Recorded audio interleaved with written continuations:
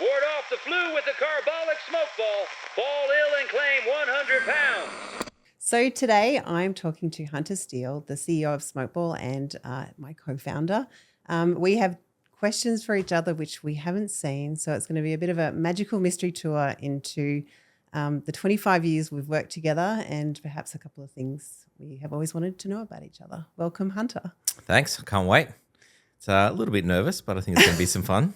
I know, I'm like, your question's better than my question. Are you going to go first? That's what makes me most nervous. I am going to go first. All right. I think. Let's get into it. So my first question for you is, how do you build a successful product? And I'm saying that carefully because I was going to say, how do you build a great product? But I've changed it to, how do you build a successful product? Because I think they're two different things. That's a big question. How long have we actually got for that topic? Sorry. I think about this all day, every day. That's probably why you asked me that. And I used to say that the best functionality would always win. And I'm not sure that I think that over my journey in building software over the years, because I think that you have to have some software that not only people are solving a problem, that they like to use it, but also some software that is easy to use and that people can find it, and then people see value in it and prepared to pay for it, and that it's cheap enough to be able to sell, train, install, support on. There's so many things that go into building a successful product that is not just about the lines of code and the UI that people are using, that I think people kind of have a misconception about, to be honest. So how do you build a successful product? I think it takes a lot of time and focus and dedication, and sometimes it works and other times it actually doesn't work either. That's true. So if I pivot on that, how do you build truly a great product that fixes the problems that it seeks to fix? The one best thing is to be as close to the user as possible. So we were talking about it earlier that, I think the best way to build a product for law firms is to literally grow up in a law firm, or sit in a law firm, or write the code in a law firm, or watch what they're doing. And early days and still today, when you were kind of sitting behind someone, training them and watching them use the product, we'd go home and then change it a little bit because we noticed what they were doing. I think that's getting harder in the remote world, to be honest, a little bit more. But being close to the user, I know it's what everyone says, but being close to that person who's going to use it, get value out of it from day to day, then that's the place to be. Love it. So my first question was more of a fun one, because I want to know is, did you use ChatGPT to write all of the questions you're going to ask me today? Oh my God. No, I did not ask ChatGPT at all. Well, sorry, let me qualify that. I wrote all the questions on Saturday, and then this morning I put them into ChatGPT and said, are my questions any good? And ChatGPT may have refined them a little bit. Refined them a little bit for me. I think that's the best way to use ChatGPT, to be honest. So I think you nailed it. Yeah. It's good. Did you? I did use ChatGPT a little bit, yes. Not for the questions that I'll ask about your career and things, but more what are some fun things I can ask that might put you on the spot a little bit better. My first real question, though, you've been in legal tech for a long time, and I've worked with you for over 25 years now, but through lots of different roles, from selling software to running marketing teams to a bit of everything. Yeah. But in terms of what transition from one role to another role did you find the hardest in that journey? Ooh. Oh, the hardest. I would say the hardest for me would be, I think it's hard to distinguish the role and where you were in time. But I think for me it was definitely moving into the president role in the US, because I had done kind of general management roles before, which were good and interesting.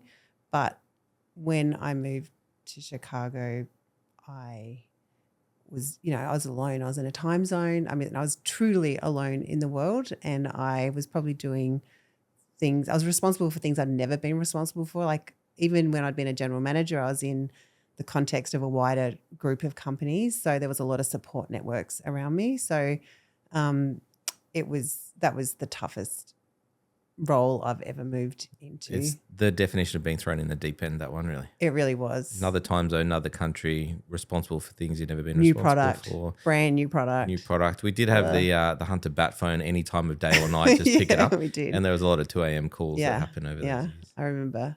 Hello. Like, What? I'm sorry, I have to wake you up. Yeah. No, that's a good one. Good one. Okay, I'm gonna look at my little notes. Okay. Oh, if you could change one thing in Smokeball's early years, what would it be?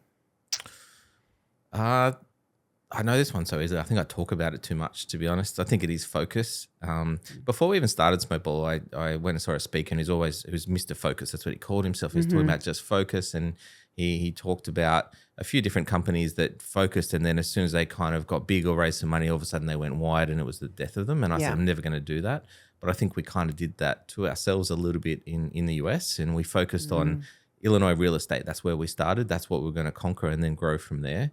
But then within a few short years, we were every practice area across 52 states across the country and trying to work it out. And I think that hurt those times. And, we had a lot of hard conversations between the two of us and some of our employees and growth and up and down. And I would have gone back to focus, especially the US would have focused on either one practice area across the whole country or, all practice areas across one state or whatever it may be. But that growth, that deer in headlights is kind of what happens sometimes, and I would change that. But luckily, we are well battled, and we got through the other side and built a great company. And it is general across lots of practice areas, but it was a tougher journey, I think. I'm going to cheat and ask you another question in a row, but because one of my other questions for you was, what would and I'm wondering if it is similar advice, but what is your advice for someone starting a tech company today? Can I use the same answer? Focus. Yeah. And I do give this advice to a lot of people: is focus really on who you're trying to solve for and what you're trying to solve, and do a really good job of that. I think that's a good place to start. Yeah. Then when you get people loving that, then it's about how do you monetize that, and then about scaling it. But that focus on really solving important problems for a very clear group of people or a problem to solve, I think is what I always start with. Yeah. I mean, I kind of did that on purpose because I say the same thing when people ask me, and I don't feel like they listen to me most of the time because it's too tempting. Yeah. And especially if you're going to somewhere like the US, we did the same thing where you're like, it's so big. Yeah. There's so much we could do. And then, of course, you're like, where do I start? Yeah, I remember the story this guy told. It was a software company that did software for managing netball teams in Adelaide in South Australia. I mean, you can't get more focused than that. Yeah. And this thing was really good, and everyone used it. He actually had 90% coverage of every team across the Adelaide region. And then he got some investment in, and they said, we want this to cover every sport across the world. And the whole company shut down 18 months later because it was just too little. And I think that was a story I took into making the wrong decision. But I understand now how hard it is, and that's kind of why I try and give that advice as much as possible. Yeah. No, I love it. Excellent. So next question. Your background in obviously sales and marketing as CRO. From a sales perspective, what trends are you seeing in sales that are kind of emerging, that are kind of new in the ways people are selling now that is different to what it was 5 or 10 years ago? Some of the emerging things I'm seeing in sales is definitely using AI. Like, it's changing things everywhere. But it's going to reduce the admin a lot and help people like transcribe their notes and actually move faster than they have before, and hopefully identify trends and see, when they're going into the next meeting, know what they're going to talk about before they get into it. So it helps them do the prep better to understand the pain points they're trying to solve for people. But I would also say that in some ways people are going a little bit more analog as well. Like, I think everyone focus on everything digital, and obviously AI is heavily that way, but emails don't get noticed anymore. I think what's working for us right now is actually going back to making sure we're talking to people, ideally talking to people face to face, because there is nothing like talking to another human face to face. I would say that in some ways it's kind of going at both ends. So using AI and using the tools to cut down time to do your job better and smarter, but at the same time actually getting back to spending more time with people, COVID actually hit that as well, obviously, but spending more time face to face, being more deliberate and careful about how you work out who you're attacking and how you're going to get them. Attacking is a bad word. I shouldn't have said that. And it makes a whole lot of sense because I drown in emails and everything goes to spam or clutter, right? Yeah. And LinkedIn messages, I drown in LinkedIn messages. And I don't answer any call to anyone who I don't know is in my phone book. And so how do you Yeah. get hold of someone like me? But if you did send me a book on a motorbike, I probably would look and go, wow, this is kind of cool. Anyone who's trying to sell a Smokeball, I would think you're a send stalker. Hunter a book about. Well, yeah, I mean, it depends you should say how you found the fact that you like motorbikes, not that they were looking in your garage or something. That's true. And there's probably Because that would be bad. plenty of fodder out there about that, man. Yeah, I'm sure. I don't know. Yeah, no, it's true. Well, it's a good mix. I mean, technology one way, but getting back to that human connection, Yeah. which is, sounds also That's true. what's working for us. And I think in marketing, it's the same thing, right? Your events are huge, and getting people together in groups is huge. People are spending so much time on their phones that they relish the opportunity to come together. So in Australia, we're doing the Spark conference every year. It's turning into a really special thing because lawyers love talking to other lawyers. Who would have thought it, right? Yeah. They've got the same problems. It's a really lovely thing. Yeah, I remember a lot of people at Spark came up to me and said, thank you for making me look up from my desk and come and talk to other lawyers and listen because I'm so busy. Otherwise, I just wouldn't do it. And so kind of forcing them to have that kind of human connection is a good thing. Yeah. And we do that even with the speakers we have, right? Like probably getting them to listen to people they wouldn't choose to listen to, like Todd Sampson and so on. It's really and lots of people say, oh, can't you have it online as well? Because lots more people would come if we could tune in. But I think that defeats the purpose. We want to get these people away from their desks. Yeah, no, I totally agree. When was the last time you were really wrong about something at work, and what did it teach you? Last time I was really wrong about something at work. Well, Never. that's a He's good never wrong. question. That is not true. I mean, I can talk about hiring. You don't always get it right in terms of hiring, to be honest. And over the 12 years of Smokeball, we've hired over 350 people probably. And there's definitely been some times where I was absolutely convinced they were the right person. But if I look back now, I probably should have known they weren't.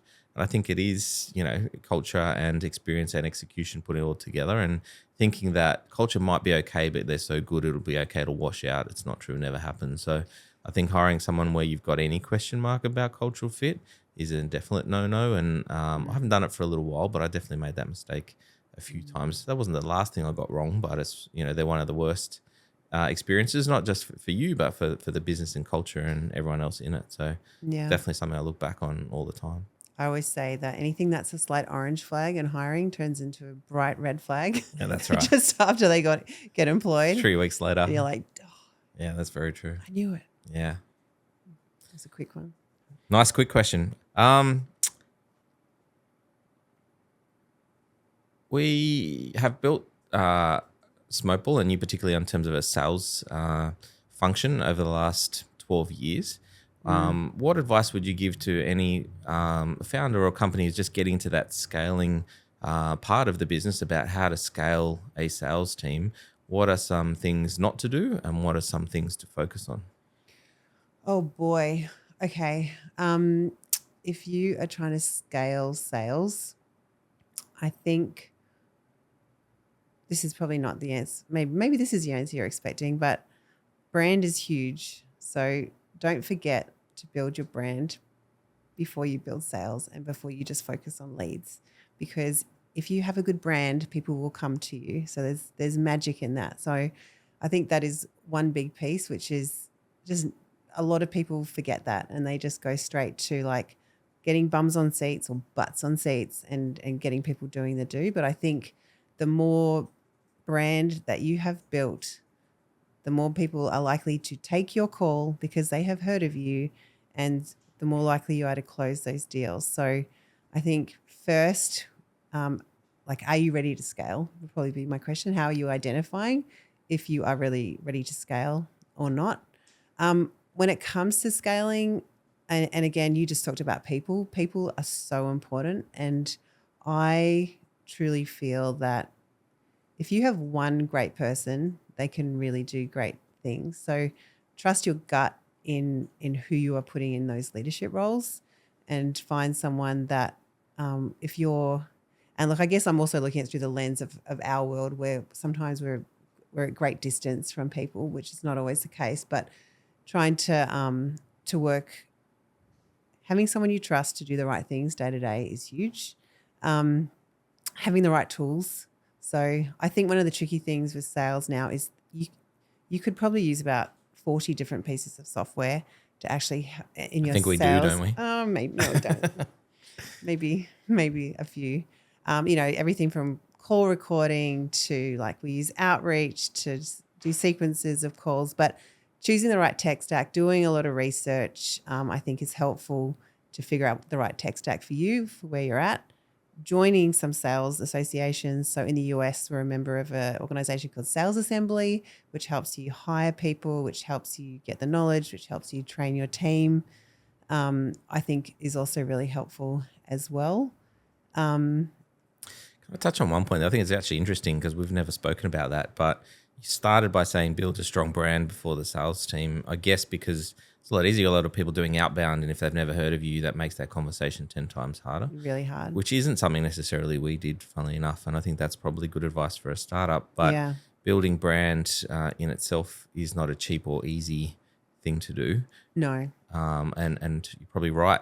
What advice would you give in terms of starting a business in that way and in focusing on brand before building a big sales function? Well, the funny thing about it is what you were talking about before with focus is the same. It's the same thing. It carries through, because if you are able to build a brand even for a small audience, you can actually build something quite powerful for that audience. So I think that focus and nailing who you are going to serve and getting them to talk about you and sharing those stories, because obviously in sales, client stories are everything, right? If you are saying something, it's very different to when you say that I was speaking, here's all these lawyers saying what Smokeball's done for them or whatever your product's done for them.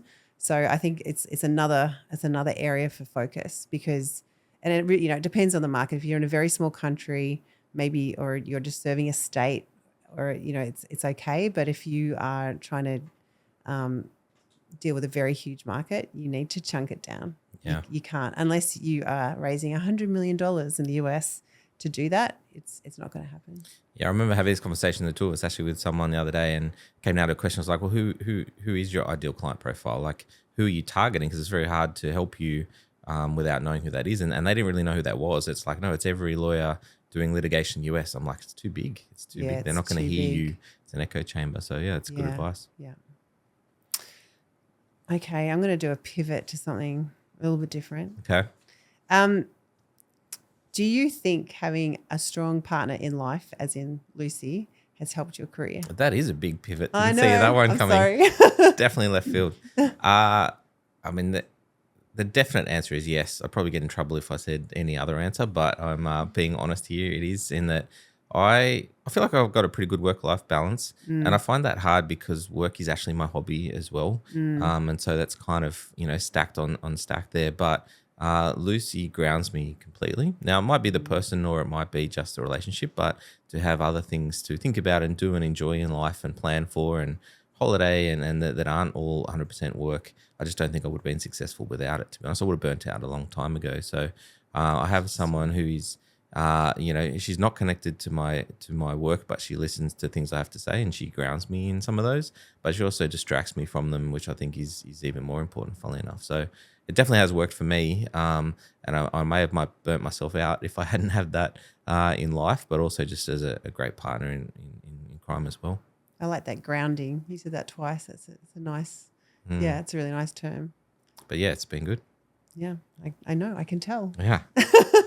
I've got a question then. Again, similar, probably more about you, but in a parallel universe, if you didn't end up in selling software or in software at all, what career do you think you'd be crushing right now? So in my imaginary world, I have no focus. So well, you know what? I do. Okay. I always wanted to be a writer. So that was like, when I was a kid, I used to write a lot of stories and my teachers used to keep them, which I take as a compliment. So that's always been an itch I've wanted to scratch. I think you know that. I did. And my other one is, I think I still have another like entrepreneurial itch as well a little bit. I'd like to, I'm interested in, I guess, wellness and healthy foods and functional foods and where the world's going with that. I think it's a really interesting, evolving field, and I would love to start something, which is totally different to what I do day to day, but it's a... Which don't do this too soon, but I think that's a great idea. I'm not planning to. We have talked about that. That's the fun thing, I think, over the years. We can have a lunch and talk about a business venture you'd like to start, or we dream up, or what someone else is doing. And I think, again, going back to your previous question, not to get emotional about this, but having a partner outside of work is as important as having one inside of work, which is why I think, we've known each other for a long time, but worked well together for 12 years and can bounce any ideas off each other, which I think has been great too. I think it is great. I think especially, when you're talking about those, when I was talking before about those early years in Chicago, having someone that you trust is so important, especially when, like you said, having the bat phone. Yeah. I don't think we would have succeeded without that. And that's when you're talking about scaling anything, right? You've got to have the right people, but having that that trust in each other, that whatever happened, it was going to be okay, I don't think we would have survived, actually. The business wouldn't have survived. Agreed. Without it. Yeah. We did do it backwards. We started a company in the US from Australia, which was a little bit crazy, but maybe that's what makes you kind of, I don't know, hardened to the point that, we go through the highs and lows and come out the other side. You definitely learn a lot doing it that way. I mean, it's like that 3 steps forward, 2 steps back thing, which I think is fine as long as you keep going and you end up succeeding, because you end up knowing a lot about your audience. It's true. Your ideal client profile, you know it. You really know it. So yeah, agreed. Is it my turn? It is. Is it my turn? Okay, I'll jump then again. What's one prediction you have for technology and for lawyers over the next 5 years? I was going to say I'll stay away from AI, but I'll kind of touch on it a little bit. But I probably think the biggest one, and maybe this is just topical at the moment, within our organization, talking about a lot, but I honestly think it'll be the death of the billable hour. And I think that is a combination of technology really putting a lot of pressure on that, because unfortunately the billable hour doesn't it doesn't really work. It's broken, fundamentally broken. It doesn't work. Because it doesn't favor you being more efficient in terms of getting things done. And that's not really how the world works and where technology is driving all of us. And so every other business spends millions of dollars a year around the world on technology to make them more efficient. And lawyers billing at times like, well, that's not going to work for me because I'm going to bill less. And I think that has always been the case, and it's just under more and more pressure today than ever. And I think that over the next, I don't think it's going to take 10 years this time. I think over the next 3 or 4 years, there's going to be some big shifts in what that billable hour looks like. In our world, in small law, obviously, that's generally focused around family law and a bit of litigation. In large law, it's pretty much everything. So I kind of, on the small law, I kind of want to help small law firms and put them in the driver's seat and give them suggestions. But in large law, I'm kind of more of a passenger sitting back watching, saying this is going to be quite interesting to see how this unfolds. It will be really interesting in large law. Yeah. My follow-up question is, do you think about AI too much, and why is the answer yes? I think about it too much. I think I normally wouldn't say yes. I think about it too much. And why I say it's too much is that it starts to stress you out a little bit. And I think a lot of people like that because there's just so much, and there's so much it can do and so much to understand and so much of a shift that you can sometimes tie yourself in knots. Now, I think I do it more because I'm focusing on the technology side and how's it going to drive our law firms or our clients, our staff internally. And then I think about my son and how's he going to use it and how's he going to learn anything if he just types into ChatGPT. So I feel like it's one of those technologies that's hitting me at home and at work in terms of our staff and then in our clients. And so it is surrounding us, to be honest. And so there's good and there's bad, and it's just trying to find our way through. So I think about it too much because it's everywhere. This is not one of my questions, but you're effectively the product manager for Archie, our AI tool. Has that been, I think you're probably closer to the tools than you've been in years in the last 12 months. I agree. How has that experience been for you? I think it's been good. I've liked to be back at the ground level. Although I think I found it more difficult than I thought I would have. I was like, I've got this. I used to do this all the time, but doing it at scale is harder. Doing it within, we have around 30,000 people using our software around the world at any one day. I've never really done it in that kind of scale before Yeah. with that existing client base, as opposed to a startup where you can move pretty quickly because you're not breaking too many people if you make a change. So Yeah. I think in that has been harder. But also I just haven't thought that way for quite a while, to be honest. So it's good to rejuvenate, but it's probably been a little bit harder than I thought it would be. And it has taught me one thing, nothing to do with AI or Archie itself, which is that big focus that we've talked about is coming back to that small autonomous teams and what can be done with a few people focused with one job with nothing in the way. And as we've talked about lately, is like, well, how do we harness that in other areas of the business, small focused teams and autonomous teams, and see if we can, keep driving the business forward, growing with that kind of methodology. Yeah, I love that. All right, another question. Where do I go to now? Maybe controversial one. So we always talk about all the time about our passion behind making small law firms thrive, and we've talked about that a lot. Do you ever find that's conflicted as you're driving a sales organization trying to hit revenue targets or hit goals in terms of sell more, when underneath, is that the best thing that could be for all these law firms and helping their businesses? So is it our target in line with their target or our target against their target? Ooh. I feel it's totally in line because I truly believe in what our product does. So, I mean, I started working in legal tech a million years ago after being a legal secretary and doing all the things manually all day, every day. And then I saw the software and went, holy crap, do you mean I don't have to do this all day? So ever since that day, a very long time ago, I have truly believed in the power of software, because I also saw the lawyers that I worked with. They were very stressed. They were very busy. They were, they'd come back from lunch with a million phone calls to return. And so I say this to our sales teams. I'm like, like some people are scared to pick up the phone. People are always scared to pick up the phone. I'm like, you are helping these people.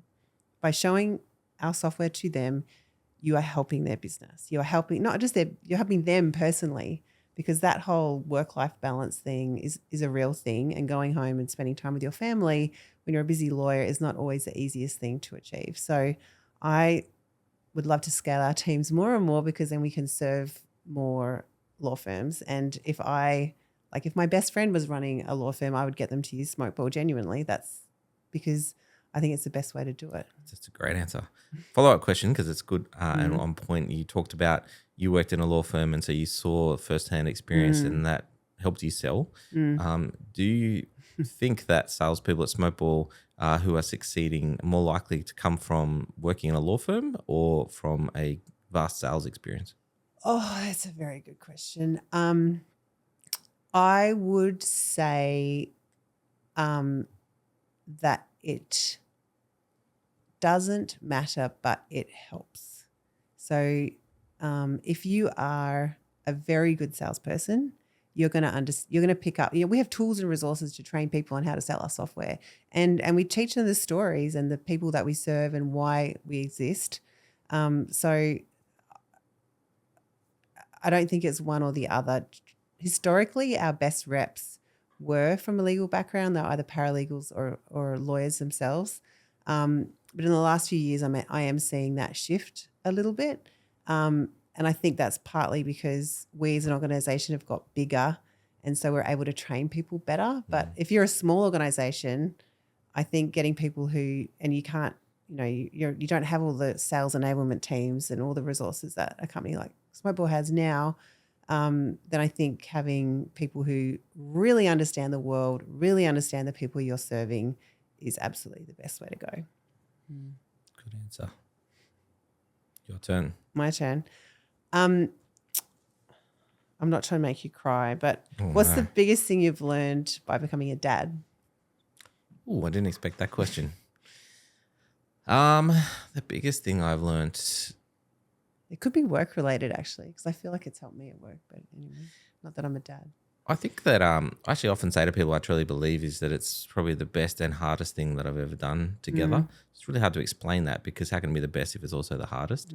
But I think that I've kind of, I think the thing you learn is that things change all the time. You've got to adapt to the change. It's never going to be the same. And what problem today or challenge today might think it's huge, but tomorrow it's going to be different and in another way. And I think it's being able to adapt to that very quickly and be calm and react to the situation. So I don't think that's any different being a dad to it is being a manager or a leader or any type of scenario that is in business as well. So I definitely think there's a bit of overlap, but working in a calm way to work through a problem and whatever it may be is the same with children and at work, and I kind of enjoy doing that really now. Do you, so at Smokeball, we kind of have a framework for how we run we call them thirds, so we don't do quarters. Like we sort of have rhythms and rituals of life at Smokeball of how we run our business. Do you carry any of them into your personal life? I don't think I do, to be honest. We're definitely a little bit more ad hoc in our personal lives than I am at work, which I kind of like. Maybe it's a good mix of having some structure and some not. But no, I don't think there are. I mean, my family know all about it. Like dad's at strategy or it's another third or it's the end of the third and dad's busy or so. They talk in this vernacular like they would live this life, to be honest. But in terms of how we run our personal lives, no, there's no real overlap. Oh, that's interesting. Yeah. I've often thought about doing like a strategic plan for my family, but I've never done it. Because when I say it out loud, it does sound kind of ridiculous. But like having targets, right? Even if it's like a calendar year, you have targets for what you want to achieve in the year. You chunk them down into short-term, achievable goals. Yeah. And you have a culture and a purpose. You do have a culture. What does our family stand for? Yeah. Yeah, you got me thinking about that one now. Well, and I do think our core values at Smokeball reflect who we all are. Like caring is not optional is our number one core value. That's probably be my family's number one core value. Someone asked me that the other day, they said, do you think that the Smokeball core values are just a description of the place you want to work? And I was like, well, that's a tough question because it almost sounds selfish in a way. And I said, look, I think the answer is probably the place that 3 or 4 of us who've been very close to these conversations, you and Bart and a few others over time. And I think it is like this is the place that we want to come to work every day and enjoy. And these are the kind of rules that kind of make that happen. Yeah. So probably is true. What is your unhumble secret to your success? Unhumble secret to success. ChatGPT added that bit. Really? I liked it. I was like, unhumble. Success. Can you define it in business or in life? I think as a human, yeah. I think as a human, I would probably say empathy. Although sometimes it can go the other way, but I think that as a leader, I think empathy is a very strong trait. And I think that you've just got to be able to manage it and control it a little bit. And I think as I learned in my 20s to control it a little bit and not get so emotional about things, but utilize and lean on that empathy is where I learned that I could possibly be a leader and I didn't need to know everything about everything to be a leader. So I think that I have strong empathy and I think that's what's helped. Finally, my 12-year-old son has strong empathy. I can see that in him and he's too hard on himself, to be honest. And so I'm trying to teach him that you don't need to be that hard on yourself. And I think, but he's definitely a strong leader that people follow. So I kind of think working out how to harness that in my life, whether it be in my personal life or in my business life, I think has been maybe one of the secrets to where I've been able to get to today. I love that. So why the legal profession? Why is that your life, your work life? I think a few people have heard me tell this story, but I feel like I grew up in a small law firm and it's what I remember from early days and I fell in love with it. And the reason, why my dad was a lawyer and the reasons that he got into law and the reasons he still did it as I grew up and I heard about it and talked about it every day, which is that you're really in a profession where you're helping people through the mess of life in their time of need. And this is in small law particularly, and I wanted to be able to do that. So helping people, in that space and in that time at scale is just, I think, an amazing thing. So Jane, why the legal profession?